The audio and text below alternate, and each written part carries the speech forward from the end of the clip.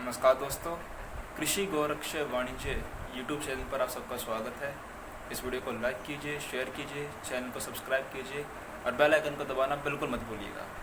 सबसे पहले मैं दीपक कौशिक जी को धन्यवाद करना चाहूँगा कि उन्होंने मुझे अपने चैनल पर आने का अवसर दिया। इससे पहले आदरणीय संदीप देव जी ने मुझे उनके चैनल इंडिया स्पीक्स डेली पर आमंत्रित किया था। उन्होंने मुझे अवसर दिया था कि मैं गौ माता के विषय में कुछ बता पाऊँ, जितनी भी थोड़ी बहुत मैंने रिसर्च करी है उस हिसाब से। और उस चैनल पे, उस वीडियो में मैंने डिटेल में पुरानिक काल से लेके मुग़ल काल से लेके ब्रिटिश काल तक गौ माता की गौरक्षा से जुड़े जो किस्से थे वो बताए थे। उस वीडियो का लिंक भी आपको इस वीडियो के डिस्क्रिप्शन में मिल जाएगा और मेरा मोबाइल नंबर भी मैं दे दूँगा डिस्क्रिप्शन में, ताकि आप में जिसको भी मुझसे बातचीत करनी है, मुझे संपर्क करना हो, वो मुझे कर पाए। तो आज मैं आपको गौ माता से जुड़े हुए कुछ और किस्से सुनाऊँगा, उनकी महिमा का गुणगान करूँगा। गौ माता से जुड़ी हुई कहानियाँ हमें ज़रूर मालूम होनी चाहिए, क्योंकि क्या है कि हम सिर्फ गौ माता के इकोनॉमिक एस्पेक्ट पे ध्यान देते हैं। हम सिर्फ इस बात पे ध्यान देते हैं कि गौ माता से हमें क्या लाभ मिलने वाला है। अच्छी बात है, हमें मालूम होना चाहिए गौ माता से हमें क्या लाभ मिलने वाला है, इससे अटैचमेंट बढ़ता है डेफिनेटली। पर क्या इससे परमानेंट अटैचमेंट रह पाता है हमारा गौ माता के साथ? अगर आप आज गौ माता की स्थिति देखेंगे तो आप समझ पाएंगे कि ये जो इकोनॉमिक पॉइंट ऑफ व्यू से हमने उनको देखा था, सिर्फ गौ माता का लाभ लेने के लिए, सिर्फ उनसे जब तक हमें फ़ायदा मिलता है तब तक हम उनकी सेवा करते हैं, उसके बाद हम उन्हें छोड़ देते हैं। आप खुद सोचिए कि क्यों जो है हिस्ट्री मालूम होना ज़रूरी है। हिस्ट्री जब आपको मालूम होती है, अपना इतिहास आपको मालूम होता है, आपको जब मालूम होगा कि आपके धर्म में, हमारे धर्म में गौ माता का क्या स्थान है। मेडिवल इंडिया के टाइम पे, मॉडर्न इंडिया के टाइम पे, जब ब्रिटिशर्स आए थे, मुग़ल आए थे, तब कैसे गौ रक्षा करी जाती थी, कैसे हमारे संतों ने, उस ज़माने के राजाओं ने, लोगों ने गौ माता की रक्षा पर जोर दिया था, गौ माता की रक्षा के लिए, उनकी सेवा करने के लिए कार्य करे थे। तो तब आपकी गौ माता से अटैचमेंट होगी, आपको समझ आएगा कि उनकी इम्पोर्टेंस कितनी ज़्यादा है। गौ माता कोई जानवर नहीं है, वो साक्षात देवी का रूप है। आप इस चीज़ से भी रिलेट करिए कि आप अपने माँ बाप की सेवा बुढ़ापे में क्यों करते हैं? सिर्फ इस चीज़ के लिए कि उन्होंने आपको पाल पोस के बड़ा किया था, आपकी फ़ीस भरी थी, तो आपकी भी जिम्मेदारी बनती है कि आप उनके बुढ़ापे में उनका खर्चा संभालें। या इसलिए हम उनकी सेवा करते हैं क्योंकि वो हमारे माता पिता हैं, उनसे हमारा अटैचमेंट है, एक परमानेंट अटैचमेंट है, कोई एक फ़िक्स पीरियड का अटैचमेंट नहीं है, या फिर कोई हिसाब किताब नहीं है कि उन्होंने इतनी हमारी सेवा करी, इतना हम पे खर्चा किया तो हम भी इन पर इतना ही खर्चा करेंगे। उसी तरह से गौ माता भी है। हमें ये नहीं सोचना चाहिए कि गौ माता अगर हमें दूध दे रही है या इकोनॉमिक एक्सपेक्ट में हमारी हेल्प कर रही है, तब तक ही हम उनकी सेवा करेंगे, तब तक ही हम उनके बारे में सोचेंगे। अगर आप सिर्फ इस हिसाब से, इस पॉइंट ऑफ व्यू से गौ माता से अटैचमेंट रखेंगे तो वो कभी भी परमानेंट अटैचमेंट का रूप नहीं ले पाएगी। इसलिए आपको गौ माता का इतिहास मालूम होना बहुत ज़रूरी है।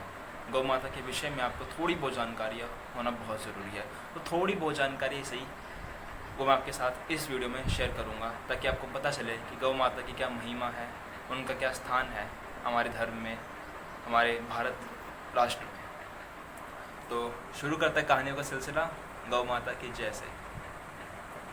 तो सबसे पहले आपको मैं एक किस्सा सुनाना चाहूँगा भगवान राम के समय का। त्रेता युग के समय की बात है। भगवान राम जो थे माता सीता के साथ और भगवान लक्ष्मण के साथ वनवास के लिए जाने वाले थे। पास के ही गांव में एक गरीब ब्राह्मण थे। ब्राह्मण जो थे काफ़ी दुखी अवस्था में थे, तो उनकी पत्नी जो है वो उन्हें कहती है कि आप प्रभु श्री राम से मिलिए, वो बड़े दयावान हैं, वो अवश्य हमारी सहायता करेंगे। ब्राह्मण जो है भगवान राम के पास जाना नहीं चाहते थे, लेकिन अपनी पत्नी के अनुरोध करने पर, बार बार विनती करने पर वो जाते हैं प्रभु श्री राम से मिलने, उनसे सहायता लेने। तो जब ब्राह्मण महल पहुँचते हैं तो वो देखता है कि भगवान राम, देवी सीता और भगवान लक्ष्मण जो है वो वनवास के लिए निकल रहे हैं। तो तब जो है ब्राह्मण भगवान राम के पास जाते हैं, उनसे कहते हैं कि क्या आप जाने से पहले मेरी कुछ सहायता कर पाएंगे, मुझे कुछ ऐसा दान दे पाएंगे जिससे मैं अपने पत्नी, अपने बच्चों का पालन पोषण कर पाऊँ।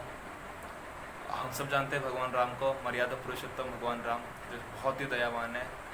भगवान राम क्या करते हैं, वो उन ब्राह्मण को कहते हैं कि आप एक काम कीजिए, आप अपनी लाठी उठाइए और जितनी भी आप में क्षमता हो उतनी क्षमता से इस लाठी को फेंकिए। सरायू नदी के पार इस लाठी को फेंकने की कोशिश कीजिए। ये लाठी जितनी दूर जाएगी, जिस स्थान पर जाके लाठी गिरेगी, उस स्थान से लेके इस स्थान तक जितनी भी गायें, जितने भी बैल बीच में आएंगे, वो सारे गायें बैल आपके हो जाएंगे। ये बात जो है भगवान राम उन ब्राह्मण को कहते हैं। उसके बाद जो ब्राह्मण होते हैं वो उस लाठी को उठाते हैं, पूरी क्षमता से उस लाठी को फेंकते हैं, जिसमें भगवान जिस क्षमता से वो लाठी को फेंक रहे हैं उसी में भगवान राम जो है थोड़ी बहुत अपनी एनर्जी भी लगा देते हैं। वो लाठी जो है सरयू नदी को पार कर जाती है और काफ़ी सारे गाय बैलों को पार करती हुई एक काले बैल के पास जाके गिर जाती है। फिर उस बैल से लेके जिस स्थान पे भगवान राम खड़े थे, जितने भी गाय बैल थे वो सारे जो है ब्राह्मण को दान में दे दिए जाते हैं। इस कहानी से आप समझ सकते हैं कि भगवान राम जो है वो क्या साबित करना चाहते थे, वो क्या कलयुग के लोगों को बताना चाहते थे। वो यही बताना चाहते थे कि जो गौ माता का दान है, जो गौदान है, उससे बड़ा कोई और दान नहीं है गौ माता की। तो इस कहानी से भगवान राम ने गौ माता की महिमा का गुणगान किया, उनकी महिमा को बढ़ाया।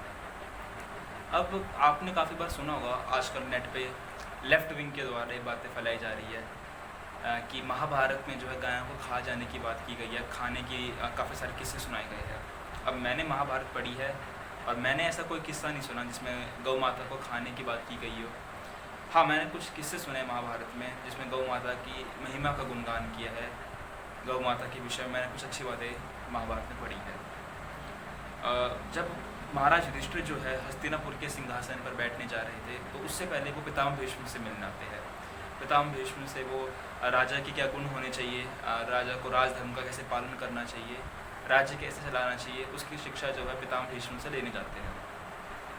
तो जब पितामह भीष्म गौ माता के विषय में उन्हें बताते हैं, जब वो इस पार्ट पे आते हैं गौ माता के बारे में, तो पितामह भीष्म के अंदर एक ऊर्जा देखने को मिलती है, उनकी आवाज़ में एक जोश देखने को मिलता है। पितामह भीष्म जो है महाराज युधिष्ठिर को बताते हैं कि गौदान कैसे करना चाहिए। पहले तो वो गौ माता को जगत जननी कह के संबोधित करते हैं। जगत जननी का मतलब होता है मदर ऑफ यूनिवर्स। ये जो टाइटल है पितामह भीष्म जो है गौ माता को देते हैं और वो कहते हैं कि गौ माता में जो है 33 कोटि देवी देवता है और हमें इनका सम्मान करना चाहिए। फिर वो गोदान के विषय में बोलते हैं और वो कहते हैं कि गोदान जो है किस व्यक्ति को करना चाहिए, गाय किस व्यक्ति को जो है दान में देनी चाहिए। तो पितामह भीष्म कहते हैं महाराज युधिष्ठिर को कि जिस व्यक्ति ने कोई पाप ना करा हो, कभी झूठ ना बोला हो, जिसके मन में कोई चोर ना हो और जिसने कभी कोई चोरी ना करी हो, ऐसे ही व्यक्ति को जो है गौ माता दान में देनी चाहिए। इससे जो है जो बंदा गौ माता को दान में दे रहा है और जिस बंदे को गौ माता दान में मिल रही है, दोनों का फ़ायदा है। और हमें देखने को मिलता है जब महाराज युधिष्ठिर का राज्य होता है, महाराज युधिष्ठिर के धर्म राज्य में गौ माता को हर तरह की फैसिलिटीज़ जो थी वो मिल रही थी। गौ सेवा, गौ रक्षा, गौ भक्ति अपनी चरम सीमा पे थी।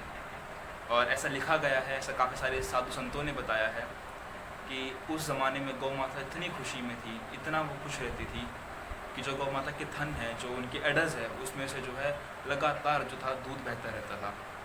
इतना दूध बहता था, गौ माता इतनी खुशी से दूध दिया करती थी कि जो मिट्टी थी, जो पैस्चरिंग ग्राउंड्स थे, जो कि सॉइल थी, वो हमेशा दूध में धुली रहती थी, गिली रहती थी। ये इतनी जो थी गौ माता खुश थी उस ज़माने में महाराज युधिष्ठिर के धर्म राज्य में। ये जो मैंने महाभारत में पढ़ा है।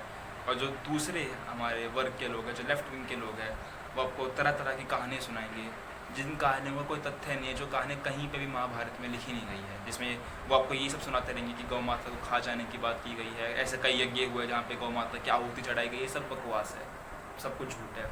एक और कहानी जो मैंने गौ माता की सुनी हुई है महाभारत के समय की, वो है महाराजा परीक्षित के समय की। महाराजा परीक्षित आप सब जानते होंगे, अभिमन्यु के बेटे थे और राजा अर्जुन के पोते थे।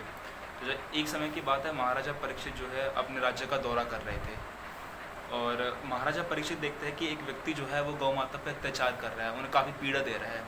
और उसी वक्त जो है महाराजा परीक्षित जो है उस व्यक्ति को वहीं के वहीं दंडित करते हैं और अपने दरबारियों को जिम्मेदारियाँ देता है कि कोने कोने पर अपने आदमी उठाओ, अपने आदमियों को काम पे लगाओ और देखो कि कहीं पे भी जो है गौ माता पर अत्याचार ना किया जाए, उन्हें किसी प्रकार की पीड़ा ना दी जाए। तो ये जो कहानी आपको सुनने को मिलेगी महाभारत में, और भी काफ़ी सारी कहानियाँ गौ माता से जुड़ी हुई जो आपको महाभारत में पढ़ने को मिलेंगी।